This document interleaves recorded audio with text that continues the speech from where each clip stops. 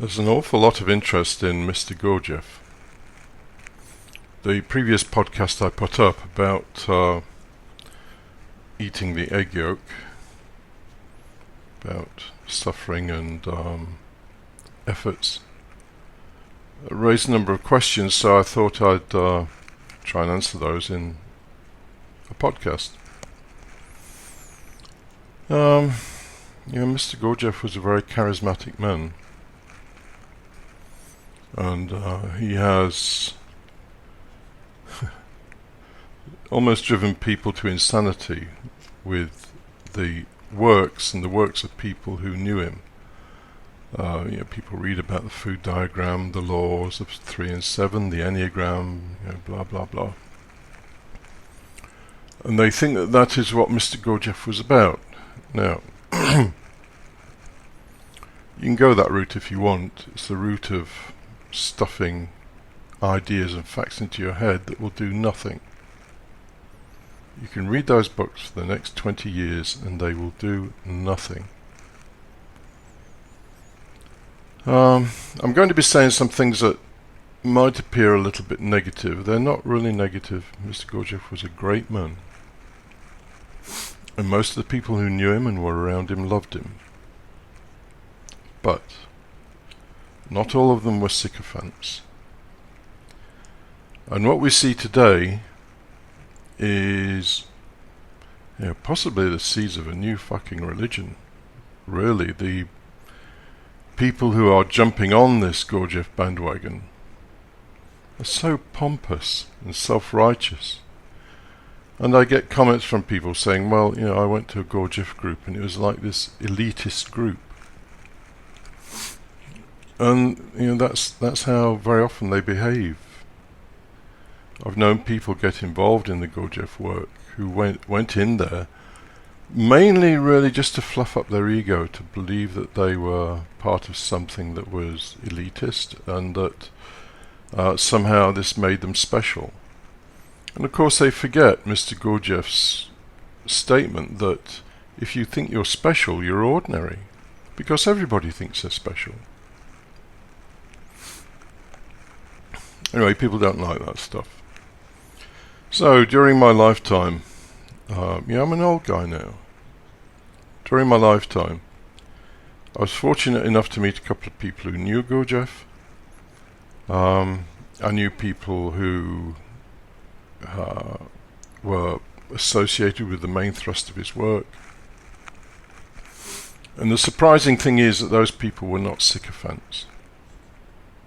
They didn't believe everything that Mr. Gurdjieff said. In fact, one person I got to know particularly well over several years told me that she loved Mr. Gurdjieff very deeply, but he was an ordinary man and he got things wrong. Of course, say that Mr. Gurdjieff was an ordinary man to the sycophants, and they'll have you hung up from the nearest tree. I get a lot of kickback on all of this. I don't care. I get people saying I'm doing it for money. Look, let me tell you something. 15 years ago, I sold what was the largest IT analyst firm in Europe. I created that from nothing over a period of 15 years, oddly enough. And I sold it. I'm not going to tell you for how much, but it was quite a lot of money. And until about 3 or 4 years ago, I was still involved in that. If I wanted to make 10 grand, a supplier, somebody like IBM or Microsoft or somebody, would pay me 10 grand to speak for 20 minutes in a webcast or something. I don't need to do this to make money. So, there's a particularly vicious character in Helsinki who, if he could be honest, would see that he's operating from envy, but he's not honest. So I want to, this is called Gurdjieff Unchained, so I want to try and give the whole thing a bit of perspective for all those people who are kind of captured in the romantic ideal of what Gurdjieff was and what he did and all the rest of it. So I've mentioned that whatever you do, don't get carried away in all the books that have been written around Mr. Gurdjieff's work, the Enneagram, the food diagrams, the ray of creation, the laws of 3 and 7, and because it doesn't do anything, it doesn't mean anything. If you want the reality of that, then one of the main proponents of all of that was a character called Uspensky, who you've no doubt come in contact with. You're not in contact with, but no doubt whose books you're aware of, the most famous being In Search of the Miraculous. Now, I don't want to spill all the stuff that I was told. I don't believe any of it was in confidence, actually. But Mr. Uspensky didn't end his life happily. In fact, at the end of his life, he abandoned what was called the system that he believed he'd derived from Gurdjieff's work. And he told his followers to go and do their own fucking thing, which must have been quite devastating for them. And, I'm not going to say everything, but, he just didn't end his life a very happy man. So if you follow all that kind of stuff, and, there are people who treat In Search of the Miraculous like it's the fucking Bible. It isn't. It's actually quite harmful in its effects for these people to believe that if they just read stuff and think about it, then that's all they need to do.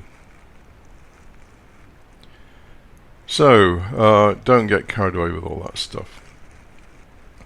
Now, as I've mentioned, I've known people who knew Gurdjieff, and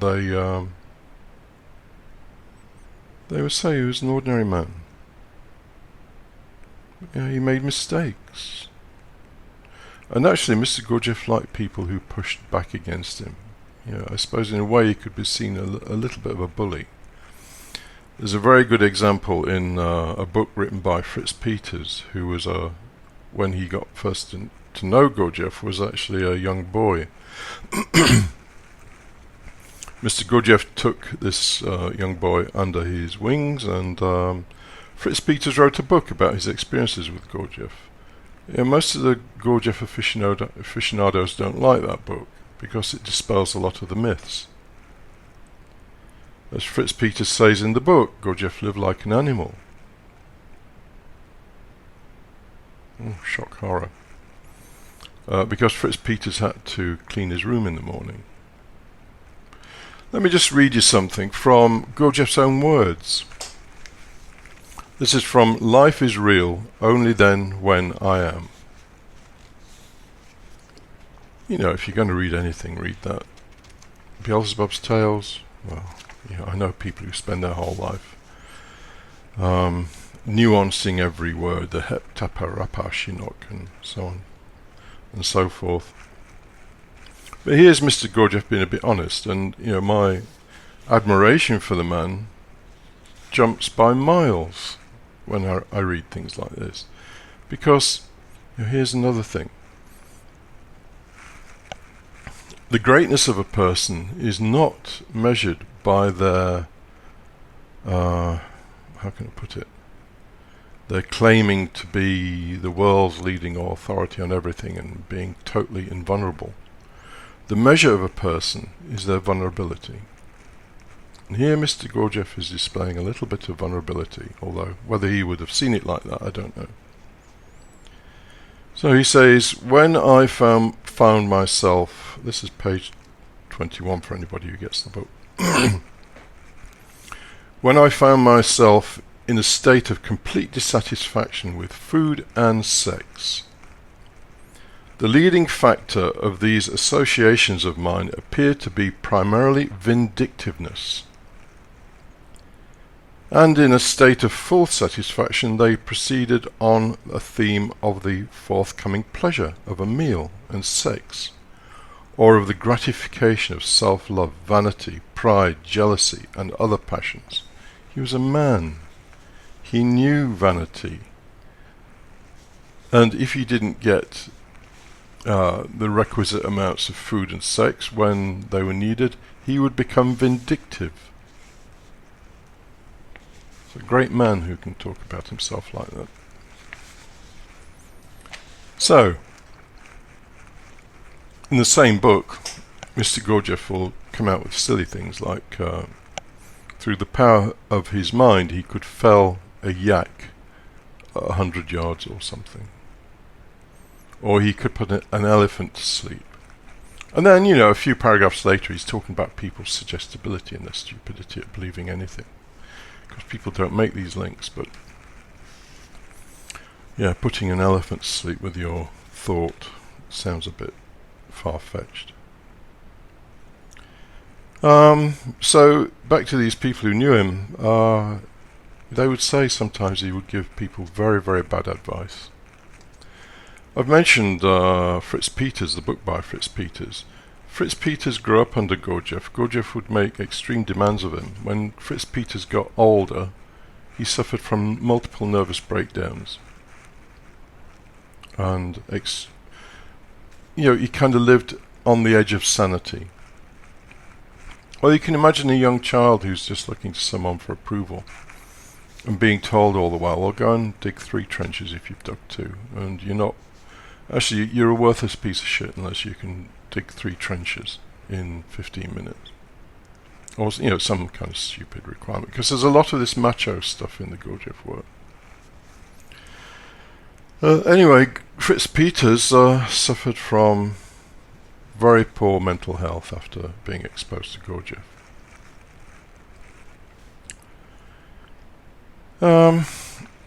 It's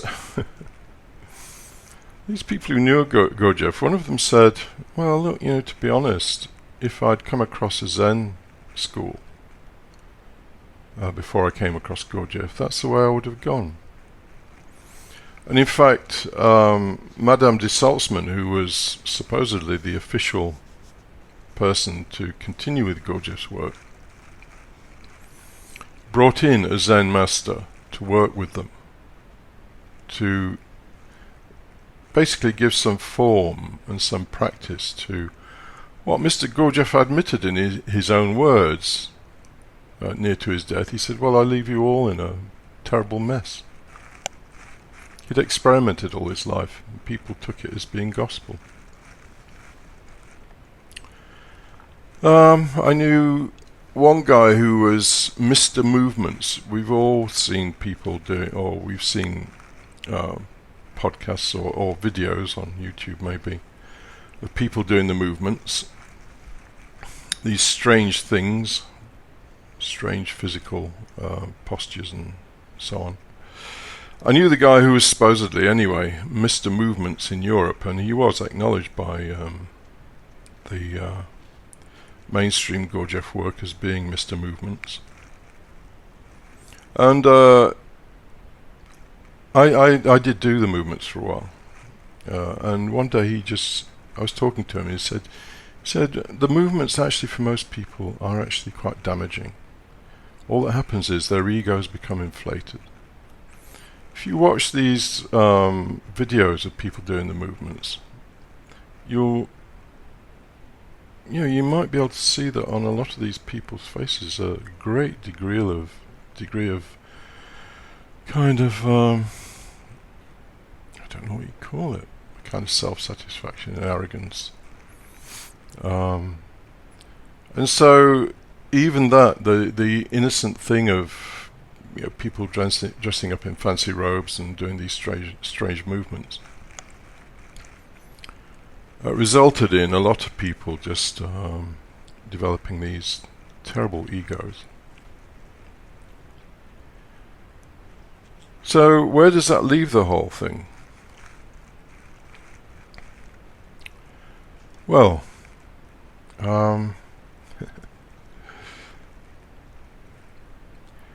the thing I think that people need to do, I found my own way through all of this. The way I found through it is different to the way other people will find or deal with Mr. Gurdjieff's work. You can, if you want, spend the next 30 years reading Beelzebub's Tales. It's a lovely book in places, but in other places it just seems wholly delusional. So you can do that. But I would suggest that you just look around a bit. There are people with some real knowledge and practice to teach, but they're fairly rare individuals. As I say, I was happy to come across a few people like that, or fortunate.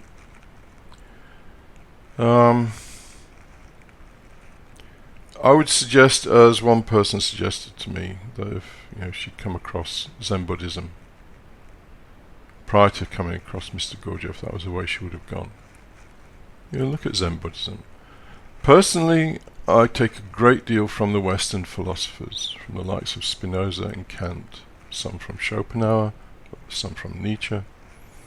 And in fact, if you read Beelzebub's Tales, you will find little bits in there, 5 obligations being one of them, that are almost a direct lift, in that case, out of Kant.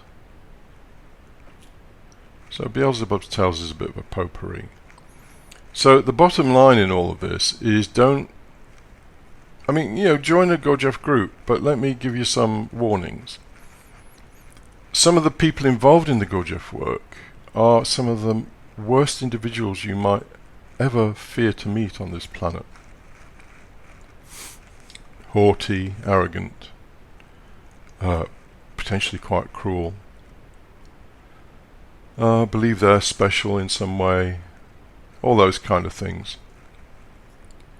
And they're not good to be around. Having said that, you might meet some really quite wonderful people. But just keep your own sane reason operating. If the people you come across in a group are acting like they're God's gift to the planet, then it's time to get out. If they have no lineage in the whole thing, it's probably time to get out, because all they've probably done is read the books.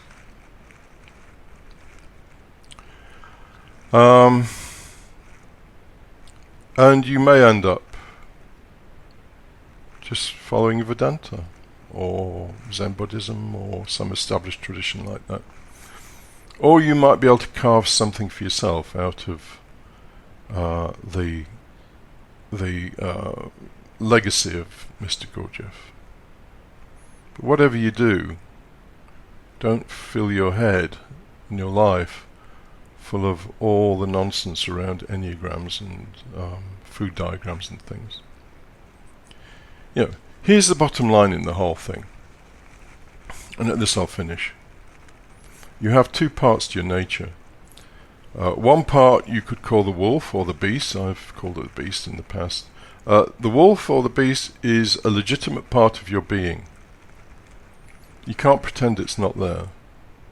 And the wolf and the beast, as Mr. Gurdjieff alluded really in that quote that I gave from Life is Real Only Then When I Am, the wolf and the beast is primarily interested in just a couple of things. Survival above everything else, but food and sex. If it doesn't get some pleasures of some kind, the wolf turns very, very nasty. And you'll end up being one of these bitter, twisted people who hates everybody and everything. And it is quite vicious. And actually you'll find a number of people like that in the Gurdjieff work, because they've tried to discipline their wolf in a way that isn't wise, and the wolf has just turned nasty. So their manifestations become haughty, elitist, quite nasty really, quite aggressive. So you have the wolf on the one hand, and then you have the lamb. This is the biblical thing of the wolf or the lion lying down with the lamb. The lamb is really your reason.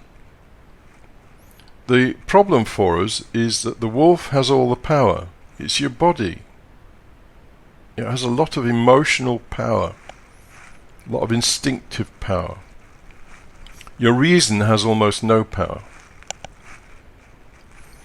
But your reason can be cunning, if you like. Throw the wolf half a lamb. Maybe not a lamb. Throw the wolf, throw a bone anyway. And it's going to be happy for a few hours. While the wolf is happy, the lamb can get on with some work, some real work in terms of elevating its understanding and some practice. You know, there are a lot of practices. I've recommended the book Self-Observation by Red Hawk many times. It's a good place to start. I don't wholly agree with everything that's in the book, but you know, it's a good treatment of the act of observing oneself and trying to be honest with yourself, because self-honesty is a rare commodity. Anyway, I expect some kickback on that from the Gurdjieff sycophants, but yeah, I really don't care. And I hope that's been useful for some people.